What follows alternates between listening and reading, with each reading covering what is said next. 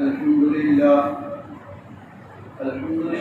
نحمده ونستعينه ونستغفره ونؤمن به ونتوكل عليه ونعوذ بالله من شرور أنفسنا ومن سيئات أعمالنا من يهده الله فلا مضل له ومن يضلله فلا هادي له ونشهد أن لا إله إلا الله وحده لا شريك له ونشهد أن سيدنا ومولانا محمدا عبده ورسوله صلى الله تعالى عليه وسلم تسليما كثيرا كثيرا أما بعد ألا بذكر الله تطمئن القلوب صدق الله العلي العظيم.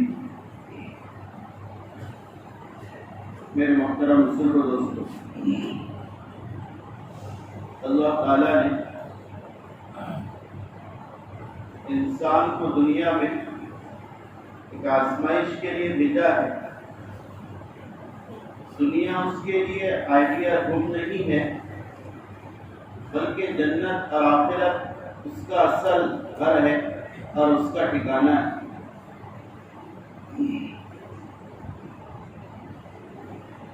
میڈیکل سائنس یہ کہتی ہے انسان کبھی ناممکن چیز کی تمنا نہیں کر سکتا ہے.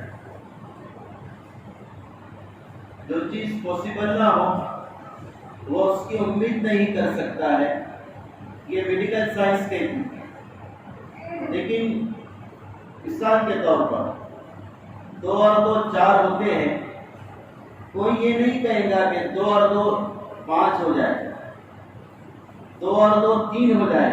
ایسی تمنا کوئی نہیں کرے گا کیونکہ یہ ممکن ہی نہیں. تو یہ سائنسی ریسرچ ہے. لیکن کبھی کبھار ایسا ہوتا ہے ہمارے دلوں میں کبھی تمنا پیدا ہوتی ہے، یار میں ہمیشہ خوبصورت دکھوں، میں ہمیشہ جوان رہوں، میں ہمیشہ صحت مند رہوں، میں ہمیشہ خوشحال رہوں، مجھے کوئی پریشانی کبھی نہ آئے. یہ ہم سب سوچتے ہیں، حالانکہ یہ بھی تو امپاسبل ہے. کوئی ایسا ہے جو ہمیشہ خوبصورت رہا ہو، ہمیشہ جوان باقی رہا ہو، ہمیشہ خوش رہا ہو، اس سے کوئی پریشانی لاحق نہ ہوئی ہو؟ ایسا تو کوئی نہ ہے. لیکن پھر انسان تمنا کیوں کرتا ہے؟ حالانکہ وہ اصول تو ہے کہ ناممکن چیز کی تمنا نہیں کر سکتا، پھر یہ چیزیں جو ہے اس کی تمنا کیوں کرتا ہے؟ یہ سوال ہے. اس کا جواب علماء نے یہ دیا ہے کہ انسان کا ذاتی تعلق جو ہے وہ جنت سے ہے. چونکہ یہ جنت میں تھا، جنت سے آیا ہے اور جنت میں اسے جانا ہے. اور یہ ساری نعمتیں، اس کو میں نے گنایا، ہمیشہ جوان رہنا، ہمیشہ خوشحال رہنا، ہمیشہ صحت مند رہنا، ہمیشہ عافیت سے رہنا، یہ ساری نعمتیں جنت کی. تو چونکہ اس سے جنت سے تعلق ہے، اس وجہ سے یہ خیالات اور امید اس کے دل میں آ جاتا ہے. ایسے وہ دنیا میں ممکن نہیں ہے، دنیا میں اس کا پورا ہونا محال ہے، لیکن اللہ نے اسے جنت میں رکھا ہے اور یہ ساری نعمت اس کے لیے جنت میں تیار ہے. تو میں نے ایک بات آپ کے سامنے کہی، دنیا میں انسان خوش رہنا چاہتا ہے، سکون سے رہنا چاہتا ہے. اب اس سکون کے حاصل کرنے کے لیے وہ مختلف ریزن اور اسباب اختیار کرتا ہے. کوئی انسان یہ چاہتا ہے کہ اگر میرا اچھا بنگلہ ہو تو میری لائف سیٹ ہو جائے. کوئی انسان یہ چاہتا ہے اگر میرا بڑا بزنس شروع ہو جائے تو میری زندگی بحال ہو جائے. غرض ہر ایک اپنے اس سکون کو حاصل کرنے کے لیے الگ الگ تدابیر اختیار کرتا ہے، انہی تدابیر اختیار کرنے والوں میں سے طبقہ ایسا ہے جو سکون اور چین حاصل کرنے کے لیے شریعت کے خلاف قدم بھی اٹھا لیتا ہے۔ جیسے آج کل نوجوانوں کا مزاج ہے جو ڈپریشن کا شکار ہے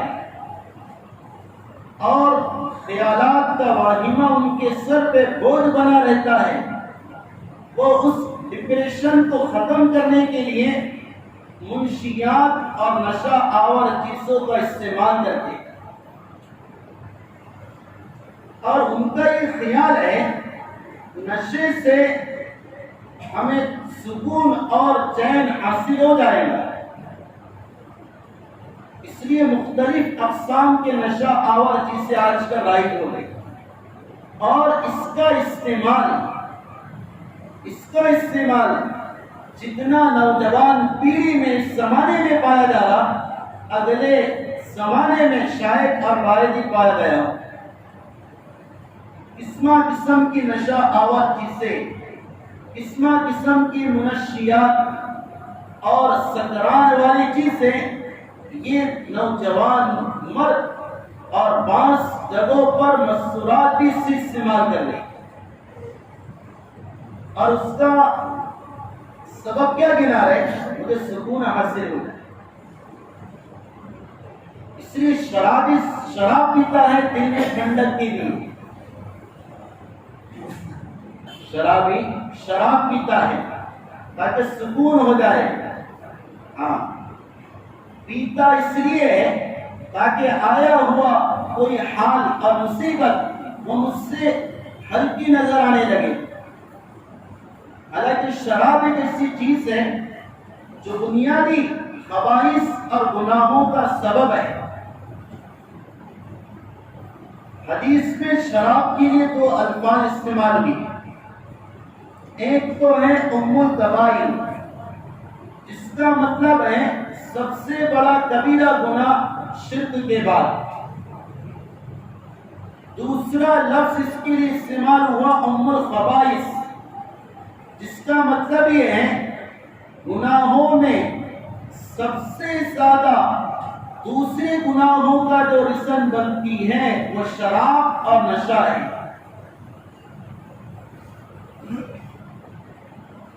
زمانہ صدیق کے اندر جاری تھا، صحابہ مسجد میں بیٹھے تھے، ایک مذاکرہ ہوا،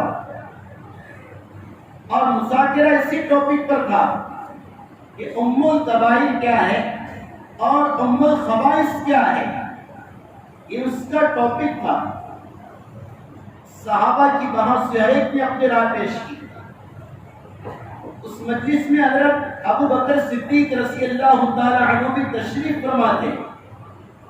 حضرت وہاں سے اٹھے اور حضرت عبداللہ بن عمر سے فرمایا کہ تم عبداللہ بن عمرو بن عاص کے گھر تشریف لے جاؤ اور ان سے کہو کہ آپ نے نبی سے اس سلسلے میں کوئی بات سنی ہے یا نہ سنی، کوئی حدیث اگر مل جائے تو ہمارا یہ مسئلہ جو چل رہا وہ حل ہو جائے گا۔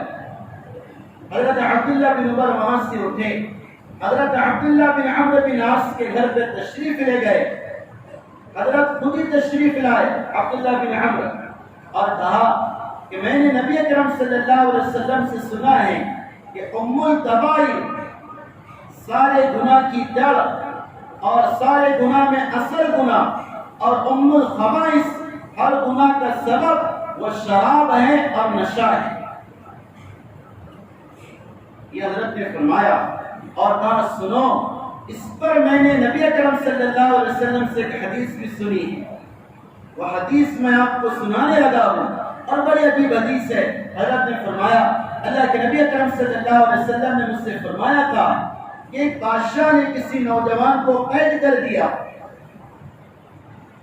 اور وہ مسلم جوان تھا، اس نے مسلمان ہونے کی وجہ سے بادشاہ نے اس سے کہا 4 گناہ میں سے ایک گناہ تجھے کرنا ہے ورنہ تجھے قتل کر دیا جائے گا اور تجھے پھانسی دے دی جائے گی۔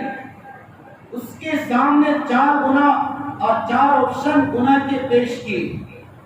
پہلا کہا تجھے زنا کرنا ہوگا، دوسرا کہا خنزیر کا گوشت کھانا ہوگا، تیسرا کہا یا کسی کا قتل کرنا ہوگا، چوتھا کہا یا تو شراب پینا ہوگا۔ یہ 4 آپشن ہیں، ان چاروں میں سے ایک کو تجھے اختیار کرنا ہے تو تو بری ہو جائے گا اور تیری سزا معاف ہو جائے گی۔ اب اس جوان نے غور فکر کیا کہ ہلکا گناہ کون سا ہے، کیونکہ جان بچانے کے لیے کر لیتا، بعد میں توبہ کر لوں گا۔ تو وہ غور کرنے لگا ان چاروں میں، تو اسے بظاہر ہلکا گناہ شراب نوشی نظر آیا کہ شراب کی بوتل پی لیتا ہوں، بعد میں توبہ کر لوں گا، کیونکہ اس کی وجہ سے قتل سے بچ جاؤں گا، سور کے گوشت کے کھانے سے بچ جاؤں گا اور زنا سے بچ جاؤں گا۔ اس لیے شراب اس نے پی لی، اور شراب سے پینے کے بعد جو نشہ آیا اس کی عقل پر پردہ پڑا، اس نے اس ایک گناہ کی وجہ سے زنا بھی کر لیا، قتل بھی کر لیا اور خنزیر کا گوشت بھی کھا لیا۔ اسی کو اللہ کے نبی اکرم صلی اللہ علیہ وسلم نے فرمایا کہ شراب ام الخبائث ہیں، یعنی سارے گناہ کی جڑ اور گناہوں کے اسباب میں سے۔ یہ آپ نے بیان کیا۔ میں آپ کے سامنے ایک بات کہہ رہا تھا کہ کوئی آدمی سکون حاصل کر رہا نشہ کے ذریعے سے، اور نشہ میں سب سے بری چیز شراب ہے، یا اور کوئی نشہ آور چیز، چرس ہو، گانجا ہو، افیون ہو، یا آج کل جو نئے نشے کی چیزیں ایجاد ہو گئی وہ ہو۔ اگر نشہ ہے تو منع ہے، کیونکہ حدیث میں آتا ہے کل مسکر خمر، ہر نشہ لانے والی چیز شراب ہے، وکل خمر حرام، اور ہر شراب حرام ہے۔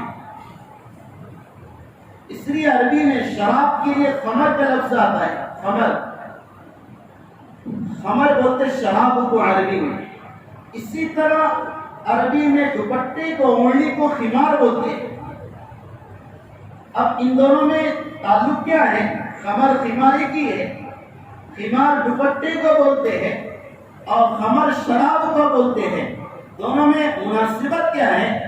کیونکہ خمر کے معنی آتا کسی چیز کو ڈھانک لینا، چھپا لینا، چونکہ خمار دوپٹے کو خمار اس وجہ سے کہتے ہیں وہ سر کو ڈھانک لیتا ہے، سر کو چھپا لیتا ہے، اور شراب کو خمر اس وجہ سے کہتے ہیں کہ شراب عقل کو چھپا دیتی اور عقل پر پردہ ڈال دیتی ہے، اس کی وجہ سے وہ بے عقل ہو جاتا، نادان اور پریشان ہو جاتا۔ اور اللہ کے نبی نے فرمایا جو آدمی شراب پیے وہ ایسا ہے گویا کہ اپنی ماں کے ساتھ، اپنی پھوپھی کے ساتھ اور اپنی خالہ کے ساتھ اس نے بدکاری اور زنا کیا ہو۔ اللہ کے نبی اکرم صلی اللہ علیہ وسلم نے حدیث مبارکہ میں فرمایا جو آدمی شراب پیے اور توبہ کیے بغیر مر جائے اور اس شراب کے اثرات اس کے پیٹ میں باقی ہو، آپ نے فرمایا اگر وہ بغیر توبہ کے مر جائے تو جاہلیت کی موت مرے گا۔ اور جاہلیت کی موت کسے کہتے؟ محدثین نے بڑا سخت لفظ استعمال کیا، مجھے استعمال کرنے میں ڈر لگ رہا۔ محدثین نے کہا جاہلیت کی موت کہتے ہیں کہ ایمان کے بغیر مرا ہے، اللہ نہ کرے ایسا۔ ایک روایت میں آتا ہے اللہ کے نبی اکرم صلی اللہ علیہ وسلم نے فرمایا جو آدمی شراب پیے اور اس کا قطرہ اس کے پیٹ میں اتر جائے گلے کے راستے سے، وہ ایسا ہے گویا کہ 40 دن تک اس کی کوئی عبادت قبول نہیں ہوگی۔ یہ نشہ کے نقصانات ہیں شرعی اعتبار سے، چاہے نشہ کسی بھی طریقے سے آپ لاؤ، اور کوئی بھی اس کا رشتہ اختیار کرو، یہ نشے کے نقصانات ہیں۔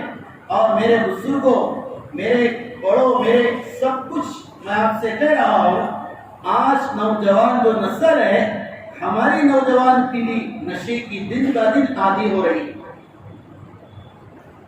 10 سال اور 12 سال کا بچہ بھی نشہ کر رہا ہے، اور عادت کہاں سے لگتی ہے؟ سگریٹ نوشی سے اور بیڑی سے، پھر وہ چرس، گانجا، افیون اور بیئر، اور پھر شراب کدھر پہ پہنچتا ہے؟ اور یہ سب کیوں اختیار کر رہا؟ تاکہ مجھے سکون ہو جائے۔ تو ایک سکون کا راستہ امت کے طبقے نے اس سے بنا لیا ہے، نشہ کو استعمال کرنا۔ دوسرا سکون کا راستہ ایک طبقہ یہ اختیار کر رہا، گندی فلم اور گندے ویڈیو دیکھ کر اور ننگی عورتوں کو دیکھ کر تنہائی میں سکون اور لذت حاصل کر رہا ہے، اور سمجھ رہا کہ کچھ سکون ہو جائے گا اور میں چین اور اطمینان سے آرام کر لوں گا۔ ایک روایت میں نے مطالعے میں پڑھا، آج مجھے بہت تعجب ہوا، اور میں اس سارے مجمع سے کہہ رہا، میں اپنی ذات سے بھی مخاطب ہوں، اس مجمع کے بوڑھے سے اور جوان سے اور درمیانی عمر والے سے اور بچے سے بھی مخاطب ہوں۔ اس روایت کو آپ لکھ کر لے جاؤ، سن کر جاؤ، سمجھ کر جاؤ۔ حضرت انس رضی اللہ تعالی عنہ کی روایت ہے، رسول اللہ صلی اللہ علیہ وسلم نے فرمایا، جو جوان یا بوڑھا، مرد ہو چاہے عورت ہو، تنہائی میں گناہ سے نہ بچے، راتوں کی تنہائی میں موبائل کے گناہ سے نہ بچے، اللہ کو اس کے اجتماعی دوسرے عمل کی کوئی ضرورت نہیں۔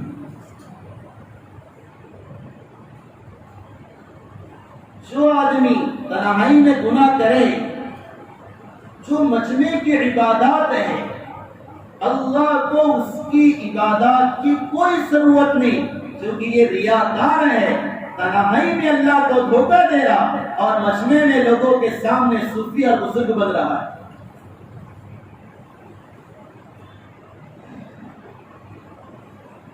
اس لیے میرے پیاروں اور میرے بزرگوں، اس بات کو میں بھی دل پر لوں، آپ بھی دل پر، ہماری نسل جو برباد ہو رہی نا، اور اندر سے کھوکھلی ہو رہی، اور اندر سے کسی چیز کے لائق نہیں رہے، نہ دین میں آگے بڑھ رہے، نہ دنیا میں آگے بڑھ رہے۔ کہاں پیدا ہو رہے آج کل سرکاری جاب والے، کہاں پیدا ہو رہے گورنمنٹ سروینٹ، اور ماہرین اسلام، ماہرین سائنس کہاں پیدا ہو رہے؟ نہ ادھر کے رہ رہے، نہ ادھر کے رہے، نہ خدا ملا، نہ وصال صنم، نہ ادھر کے رہے، نہ ادھر کے رہے، خدا بھی نہیں پا رہے، دنیا بھی نہیں پا رہے، برباد کر رہے اپنی رائے۔ ان کے اسباب یہ ہے، ایک تو نشہ ہے، اپنی اولاد پر بڑی نگاہ رکھو، کیونکہ میرے پاس بڑی رپورٹ آئی، اللہ اکبر، میں مسجد میں باوضو بیٹھ کر کہہ رہا آپ کو، لوگ کارگزاری سناتے آ کر میرا دل ٹوٹ اٹھتا ہے نوجوانوں کے بارے میں، کہ آج کل بچے کیسے نشہ کر رہے، تنہائی میں ایک پرسن جگہ پر اس نشہ کے عادی ہے، انہیں اللہ کے علاوہ کسی کا ڈر، وہ کس سے نہیں ڈر رہے، اللہ سے بھی نہیں ڈر رہے اور نہ مخلوق سے ڈر رہے۔ یہ بچہ 10 سال 12 سال کی عمر میں نشے کا عادی ہے، گندی فلمیں دیکھنے کا عادی ہے، گندے ویڈیو دیکھ کر مزہ لے رہا، کیا اس کا فیوچر اور بھوشیہ بنے گا؟ اس کا مستقبل کہاں سے سرپر ہوگا؟ وہ ساری توانائی اور ساری انرجی، ساری طاقت یا تو گندی چیز دیکھ کر ختم کر دے رہا، یا نشہ کر کے برباد کر دے رہا، اور نہ پھر کسی چیز کے لائق رہ رہا اور نہ قابل رہ رہا۔ اس لیے سنبھل کے قدم اٹھانا پڑے گا، سنبھل کر قدم رکھنا پڑے گا، اپنی نسلوں کو بچانا ہے، ان کے مستقبل کو روشن کرنا ہے، دینی اعتبار سے، آخرت کے اعتبار سے اور دنیا کے اعتبار سے بھی ان کی تنہائی پر نظر رکھنا پڑے گا۔ یہ موبائل میں کیا دیکھ رہے ہیں، کون سا ویڈیو اپلوڈ کر رہے ہیں، کون سا ویڈیو سینڈ کر رہے ہیں، کس سے چیٹنگ کر رہے ہیں، اور ٹک ٹاک پر کیا دیکھ رہے ہیں، فیس بک پر کیا دیکھ رہے ہیں، یہ مجھے آپ کو اپنی اولاد پر نظر رکھنا پڑے گا، مارک کرنا پڑے گا بچہ کیا کر رہا ہے، تاکہ اس کی جوانی محفوظ رہے۔ کئی جوان آئے کہ حضرت نکاح ہے لیکن نکاح کے قابل نہیں رہے، الیاذ باللہ۔ یہ کیا ہو گیا؟ اس سکون کے لیے راستہ اختیار کیا جاتا ہے گناہوں کا کہ مجھے اچھا لگ رہا ہے اور مجھے مزہ آ رہا ہے، اللہ کی قسم وہ مزہ آگے رلاتا ہے۔ ایک پل کا گناہ ایک پل کا مزہ دیتا ہے، اور ایک پل کا مزہ زندگی بھر کی سزا دیتا ہے۔ وہی تو ہے آج کل کیا کمزور پیڑھی آ رہی، نہ ان کے بازوؤں میں طاقت ہے، نہ ان کے رائے میں طاقت ہے، اور نہ ان کے عقل میں طاقت ہے، اور نہ ان کے جذبات میں طاقت ہے، اور نہ ان کے قوت ایمانی میں طاقت ہے، کھوکھلے ہے۔ وجہ کیا ہے؟ سکون جس سے حاصل کیا جاتا اس کا راستہ غلط اختیار کر لیا۔ وہ کہہ رہے کہ مزہ آ رہا، اللہ کے بندو ہم نے ان چیزوں سے مزہ دیکھا، یہ کوئی مزہ نہیں ہے، یہ امت مسلمہ کے لیے کوئی مزہ نہیں ہے۔ تقوی کا مزہ دیکھو، اس میں کیا مزہ ہے، یہ کوئی مزہ نہیں، یہ تو دھوکہ ہے۔